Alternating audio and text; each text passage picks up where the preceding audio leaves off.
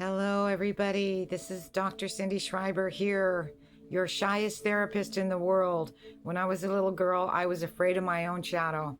And here I am speaking to all of you, and so happy to be here today because I decided that I can no longer keep it in. I can no longer sit with everything that I know and that I've learned and that I need to share. And the reason I need to share this is I'm going to share with you a vision I had 30 years ago or longer. I was about in my early 20s and I had my daughter, Michelle. I was a single parent and I had this little girl in this apartment, and my boyfriend had went kind of cuckoo for Cocoa Puffs and was showing signs of violence. So I moved out and I was so dirt poor. I remember our apartment was in the apartment next door to my best friend, and what they did was put their speakers through the apartment so I could have their music. And so here I had this beautiful little girl, and I have struggled my entire life being a single parent with no father involved. And this is part of my journey. So I was afraid. I was in this house, this apartment, and I just didn't know how I was going to make ends meet. I was having car struggles and job struggles and you name it. So this one night, I prayed, and I prayed like I have never prayed before. And my question to God was, why? Why is all this happening? Why? What in the world is all this about? What are you about? What are we about? And I got real still, and I heard the voice, very deep voice, say omnipotence. Now, I wasn't college educated, and neither were my parents, and I did not know what that word was. Had never heard of the word before. So I ran over to the dictionary and looked it up because we didn't have cell phones in the day. And that word said omnipotence. God is everywhere. One statement, God is everywhere. And all of a sudden I thought, if God is everywhere, that means God is here with me right now, but God is with you too. God is with all of us. And I never forgot the message. I wanted more, but that's all I got was one word. And it has carried me all these years. Now, why do I sign Love 101? Love 101. When I had my second child and I wasn't married, and I had the worst case of the flu, so I could not take any painkillers or medication, and I was just in so much pain. And I lied down on the couch, and I remember just lying there, and there was this picture, one of those pictures where I don't know what that old picture is. Do you remember it? The two fingers are touching like that, two angels, and then they're touching. Anyways, that picture was there. My daughter had given me that. And I lied there and I thought about my little son and my broken refrigerator, and I'm unmarried and I have egg on my face because I'm 40 now. I'm not a dumb teenager. I'm a dumb older woman, and I just felt so stupid. And I prayed and prayed to my Heavenly Father. And the voice I got was this: we are celebrating in heaven. We are overjoyed and playing our flutes over you and your son. And we will always look after you. As long as you look after him, you will be looked after, you and your son. And that was such a great time of validation. And soon thereafter, within a year, I had married his father, who adopted him and took care of him, and we had the greatest time until he was about 8 years old. Everything went great. Everything. It's a long story after that, but I will share it in different sessions. I just wanted you to know that this has kept a single woman going all these years. This voice that I heard when I was a little young hairdresser, probably 20, not more than 25 years old, 23, and I heard this voice, and this voice carried me all these years. So I want you guys to know, don't give up. There is a higher power. It's not what you think it is. Your churches have an idea, but they just try to sell you on whatever their doctrine is. Listen to your heart. Right now, listen to your heart space. And what I'm going to share with you every day now are lessons, lessons that I have learned, these love lessons. Love lessons. I sign everything Love 101. And I know people think that is such a dumb thing to say, because what is love? But love is omnipotence.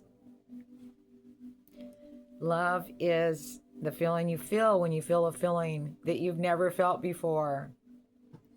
Love is being able to die for somebody, saying, I will give my life for you because I love you that much. All of these things are love, but what did Dr. Cindy have to learn at age 70? I just turned 70, and Steve, my boyfriend for 13 years, just passed away. And I knew once he died, because he was sick for a long time, that Band-Aid was just going to be ripped off of me.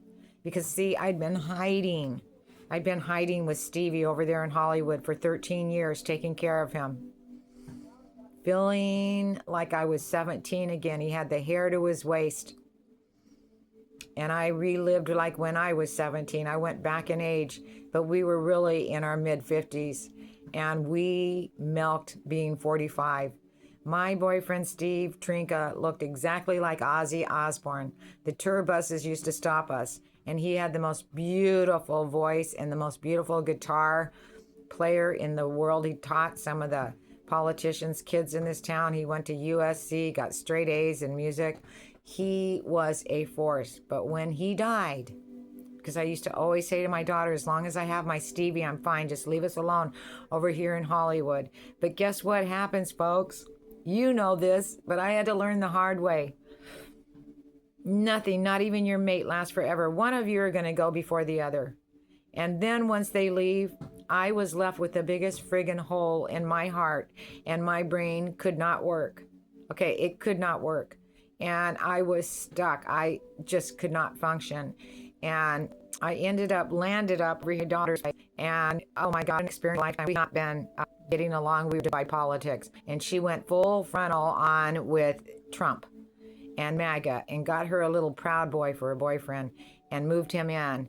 And I am living across the hall from a Proud Boy. Take a deep breath, everybody. And what I found by getting to know this man, this younger gentleman, is he is broken. He is broken. And when they scaled the Capitol, scaled it. And I told him I would have shot y'all down, shot y'all dead right on the spot for scaling my Capitol. But when he scaled that Capitol and they put him in jail, he tells me he was tortured so bad.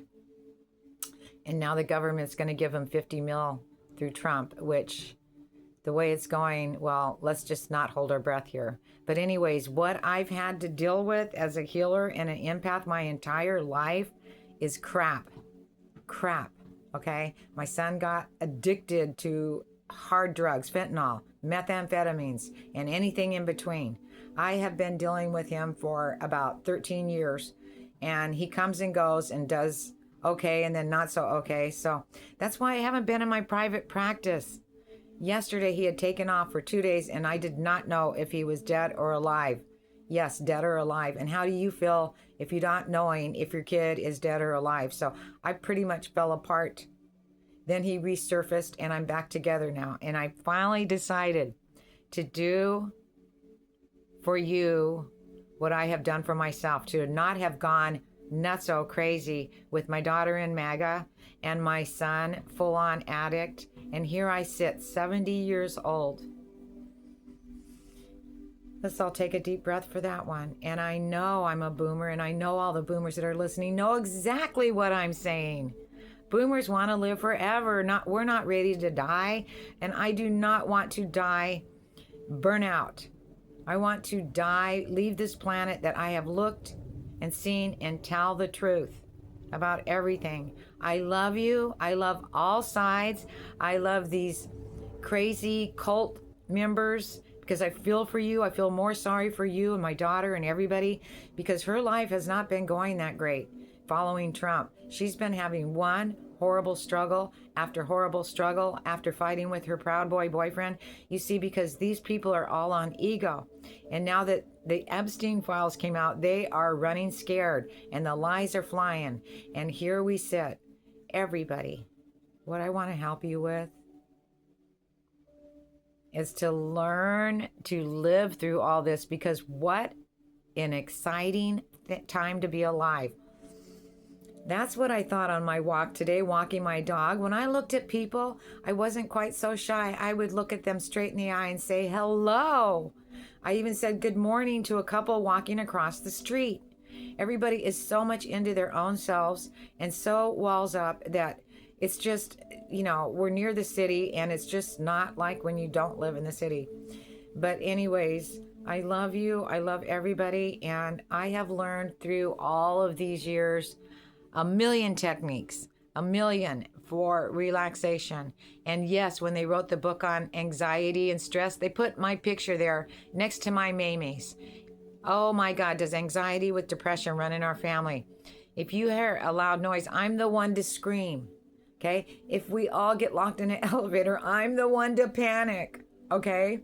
And there are so many hilarious stories of the anxiety in our family. So it has taught me how to deeply relax. And people think, how can she do it? How can she relax? When I get them in a room for the hypnotherapy, they can't believe how deep they go and how much we both relax. We both relax. So I want to tell you guys, this deep breathing really works. This breath work.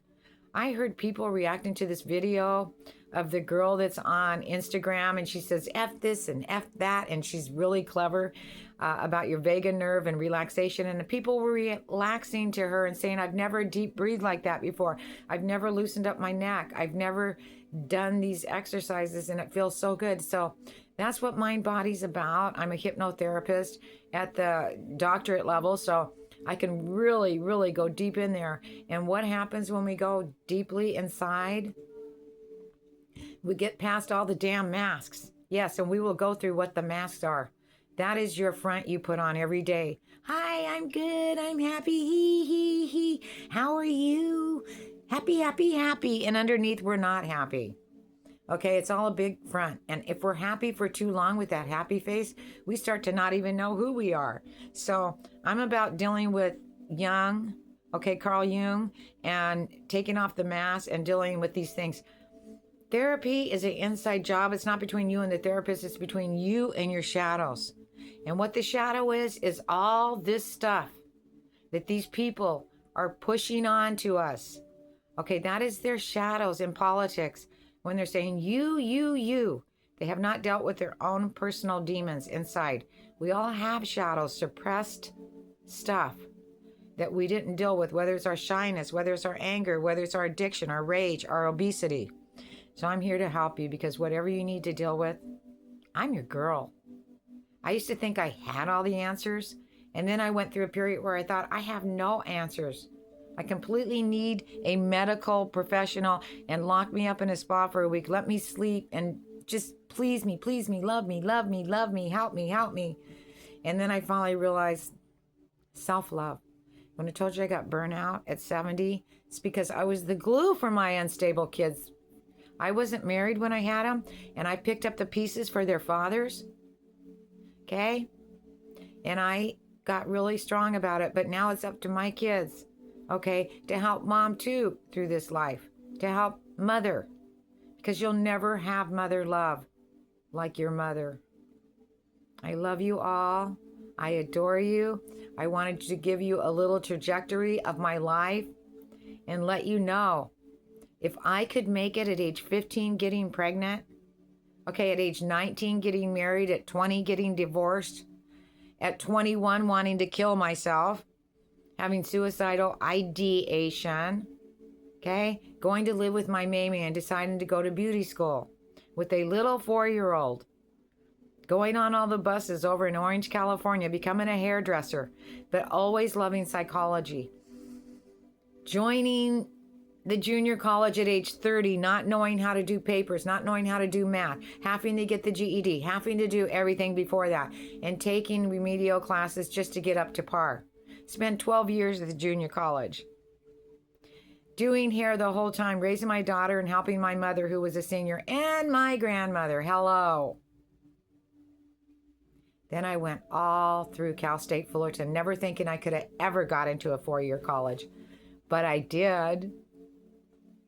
And then I went on to get my master's and my doctorate degree. And I'm telling you, I'm sitting here now at 70 thinking, I'm ready to get going with people. I'm ready to help. I'm ready to be the loving soul, the presence. But it took just up until now because I took myself out of the equation and I had to do all of my work all summer long. I was chopped up in a million pieces in my brain. I was dealing with me and why I was always such a people pleaser and why I always took the back seat and why someone would slap me and I'd say, it's okay, you didn't mean it. And why I would be cutting someone's hair and just hand them a watch because they were so poor. I'd say, here, you need this. You need this. And giving. Why did I sell my husband's wedding ring? Why did I sell my wedding rings to start a church? Okay, why did I do all these things? Because I thought that through these behaviors, I would be the healer. But no, that's not how you become the healer. You become the healer by healing yourself. You can't become the healer by healing yourself. You cannot heal anybody till you are clean. So I am clean today. And I'm actually speaking with my daughter and communicating better with my son and letting them both know, Grandma's got plans. I've got things to do and places to go and people to heal and a life of dreams waiting for me. I love you. I hope this inspired you. I will send this right now to YouTube. You can look me up. I'll be blopped on Facebook too. And just know, in Him, the universe, we live and move and have our being. I love you today. Don't ever give up. I'm just beginning. How about you?